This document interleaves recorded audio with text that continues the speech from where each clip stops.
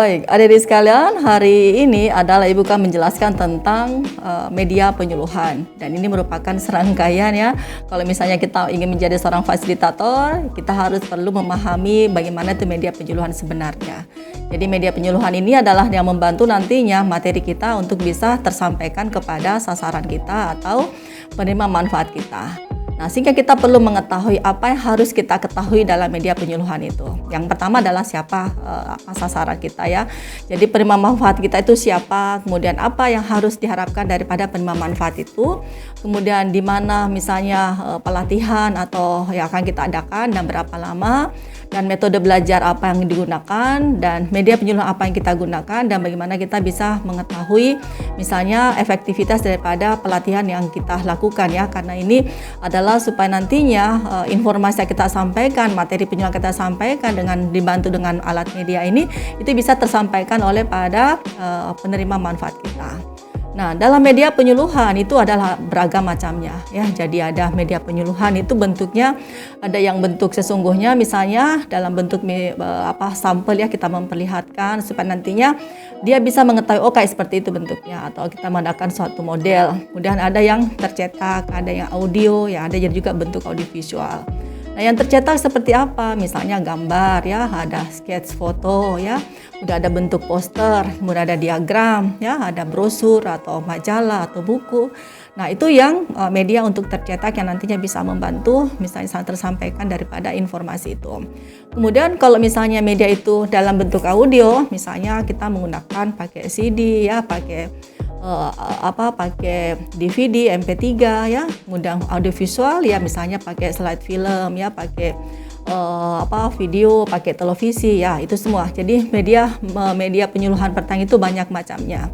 Nah, sebenarnya yang harus Anda memahami di sini adalah bagaimana mempertimbangkan dalam memilih media itu. Dasar pertimbangan untuk memilih media, sesuatu media itu sangatlah sederhana, yaitu bahwa dapat memenuhi kebutuhan atau mencapai tujuan yang kita inginkan.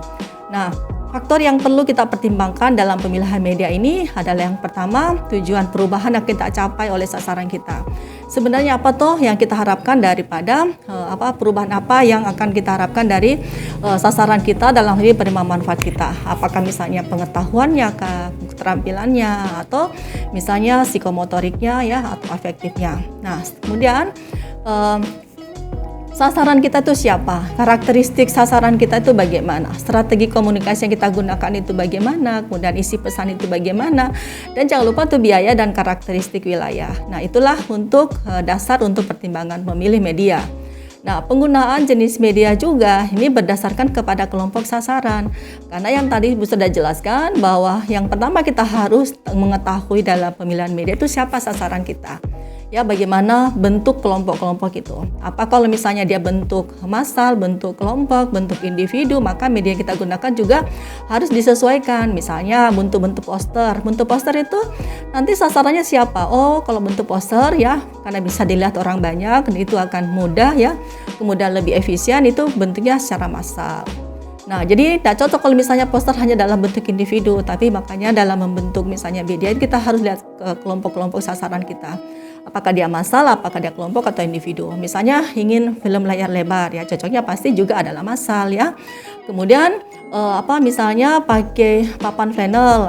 Apakah pakai papan flannel itu yang bagus cocok adalah untuk kelompok ya, untuk individu. Yang jelas ya, bahwa dalam penggunaan jenis media itu berdasarkan kepada kelompok sasaran, sehingga mudah itu bisa dipahami daripada isi pesan bisa tersampaikan kepada sasaran kita. Nah, dalam pemilihan media penyuluhan itu adalah yang pertama kita harus mengetahui tujuan. Jadi kegiatan yang hendak dicapai itu apa.